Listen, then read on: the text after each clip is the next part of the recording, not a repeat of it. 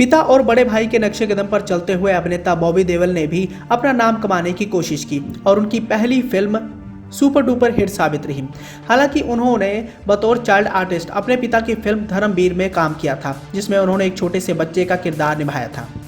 लेकिन साल 1995 में इनकी आई डेब्यू फिल्म बरसात किसी पहचान की मोहताज नहीं रही और आने वाले समय में उन्होंने कई सारी बड़ी फिल्मों में काम भी किया।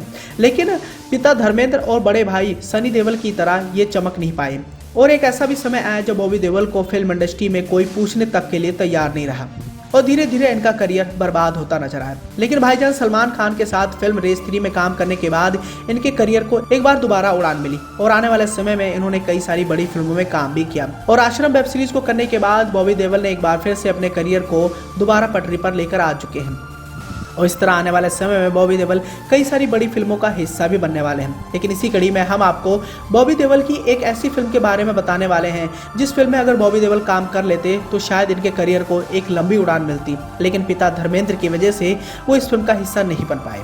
अब ऐसे में आप भी सोच रहे होंगे कि ये कौन सी फिल्म थी, तो आपकी जानकारी के लिए बताना चाहेंगे ये फिल्म थी सौदागर, जो साल 1991 में आई एक बड़ी फिल्म साबित हुई।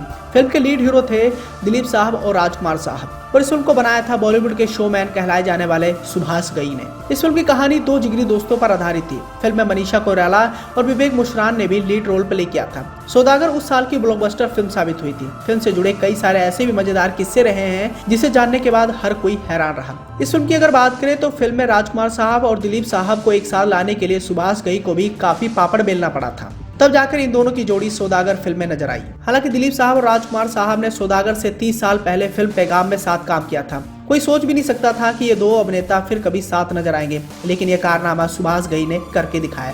सुभाष घई ने अपने एक इंटरव्यू के दौरान बताया था कि जब राजकुमार साहब शूटिंग पर पहुंचे तो उन्होंने देखा कि दिलीप साहब यूपी बिहार की टिपिकल भाषा में डायलॉग्स बोल रहे हैं, जबकि राजकुमार साहब को बताया गया था कि उन्हें फिल्म में साधारण हिंदी बोलनी है। और राजकुमार साहब ये देखने के बाद इतने ज्यादा गुस्से में आ गए कि उन्होंने सेट छोड़कर वहां से चले गए। खैर ये दोनों फिल्म के लिए कास्ट हो गए थे, तो वहीं दूसरी ओर विवेक मुश्रान जिन्होंने इस फिल्म में एक बड़ा किरदार निभाया था, इसकी खोज की जा रही थी। और आपकी जानकारी के लिए बताना चाहेंगे कि विवेक मुश्रान के किरदार के लिए सबसे पहले कई सारे कलाकारों का ऑडिशन लिया गया था, तब जाकर विवेक मुश्रान फिल्म में वासु के किरदार के लिए फाइनल हुए थे। बताया जाता है कि फिल्म सौदागर में वासु का किरदार निभाने के लिए सबसे पहले नाम आमिर खान का आया था। आमिर खान ने ये फिल्म इसलिए रिजेक्ट कर दी थी क्योंकि उन्हें लग रहा था कि उनका रोल फिल्म में काफी छोटा है। इसके अलावा चंद्रचूड़ सिंह ने भी इस फिल्म में वासु किरदार के लिए अपना ऑडिशन दिया था। ऐसे में बताया जाता है कि सुभाष घई को चंद्रचूड़ बिल्कुल भी पसंद नहीं आए थे और उन्होंने उन्हें रिजेक्ट कर दिया था। सुभाष घई ने फिल्म सलमान खान को भी ऑफर थी, लेकिन बात नहीं बन पाई। इसके अलावा बताया जाता है कि सुभाष घई ने बॉबी देओल को भी इस फिल्म से लॉन्च करना चाहते थे,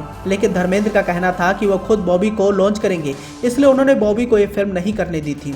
बताया जाता है कि अगर बॉबी देओल सौदागर फिल्म का हिस्सा बनते तो शायद उनके करियर को एक लंबी उड़ान मिलती, लेकिन पिता धर्मेंद्र नहीं चाहते थे कि उनका बेटा सेकंड लीड हीरो के तौर पर फिल्म में नजर आए। पिता धर्मेंद्र का यह भी मानना था कि फिल्म में राजकुमार साहब और दिलीप साहब जैसे बड़े कलाकार हैं, ऐसे में उनके बेटे को कोई भी इतना ज्यादा लाइमलाइट नहीं देगा, लेकिन ये उनका सोचना गलत था। फिल्म में वासु का किरदार निभाने वाले विवेक मुश्रान को एक नई कामयाबी मिली थी और उन्होंने अपनी पहली फिल्म से एक अलग ही छाप छोड़ दी थी। विवेक मुश्रान ने वासु किरदार में इस कदर जान फूकी कि उनका ये किरदार काफी ज्यादा उस समय फेमस रहा और इस फिल्म को करने के बाद उनकी किस्मत भी चमक गई थी। ऐसे में धर्मेंद्र को भी अपने फैसले पर पछतावा हुआ होगा।